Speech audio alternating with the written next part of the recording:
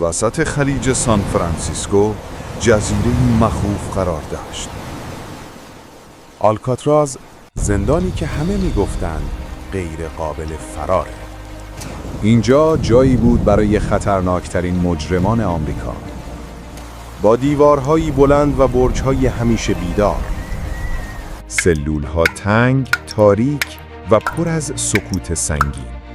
اما پشت این سکوت نقشه‌ای عجیب در حال شکل گرفتن بود. فرانک موریس، باهوش، آرام و خطرناک. جان و کلارنس انگلین، دو برادر سرسخت. آنها چیزی بیشتر از یک زندگی در زندان می‌خواستند. در سکوت غذاخوری چشم‌هایشان به هم گره خورد. نگهبان‌ها شک نکردند، اما نگاه‌ها حرف‌های زیادی داشت. و اینگونه یک اتحاد مخفیانه شکل گرفت. فرانک با دقتی آرام خطوطی جسورانه روی کاغذ کشید. طرحی برای شکستن افسانه آلکاتراز.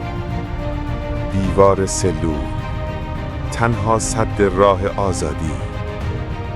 شبها گوش میداد تا مطمئن شود کسی نزدیک نیست.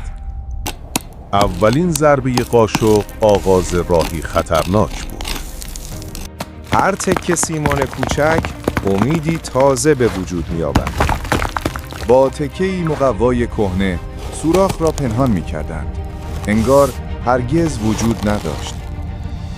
با هر قدمی که نقشه جلوتر می‌رفت، لبخند پنهان بر لبانشان بیشتر و آشکارتر می‌شد. فرار غیر ممکن حالا به یک احتمال تبدیل شده بود. با دستایی خسته و زخمی، آنها از هر تکه فلزی بی‌ارزش ابزاری تازه می‌ساختند. ابزاری برای زنده ماندن و امید. بارانی‌های پلاستیکی به گنجی برای بقا تبدیل شدند. چیزی که زمانی تنها بارانی بود، حالا به امیدی برای عبور از دریا بدل شد. و جلیقه‌هایی برای جنگیدن با آب‌های سرد. ابزار، بارانی‌ها و جلیقه‌ها همه پشت دیوار مخفی می‌شدند. درست جایی که هیچ نگهبانی به آن دسترسی نداشت. شب‌ها تمرین می‌کردند تا بدنشان آماده باشد. مانکن‌هایی ساختند تا جای خالیشان پر شود. نگهبان‌ها هیچ چیز نفهمیدند. شب 10 ژوئن 1962 خاموشی زندان آغاز شد. اما 3 مرد تصمیم گرفته بودند نخوابند. پوشش مقوایی کنار رفت. راه فرار باز شد. بدنها در تاریکی خزیدند. فقط نور ضعیف چراغ قوه راهشان را نشان می‌داد. یکی یکی آرام و بی صدا حرکت کردند. نفس‌ها سنگین، دیوارها تنگ و خفه کننده. صدای پای نگهبان درست بالای سرشان بود.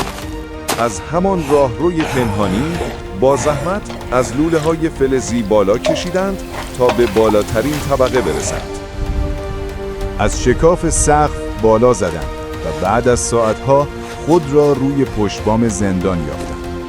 بعد از ساعتها به پشت بام رسیدند. در باران سنگین از لوله‌های آب باران سرازیر شدند و آرام به محوطه پایین دست یافتند. در نهایت از نقطه کور نگهبان‌ها گذشتند و حصار بلند را پشت سر گذاشتند. بارانی‌ها حالا به قایق بادی تبدیل شده بودند. باد می‌وزید و دریا خشمگین بود.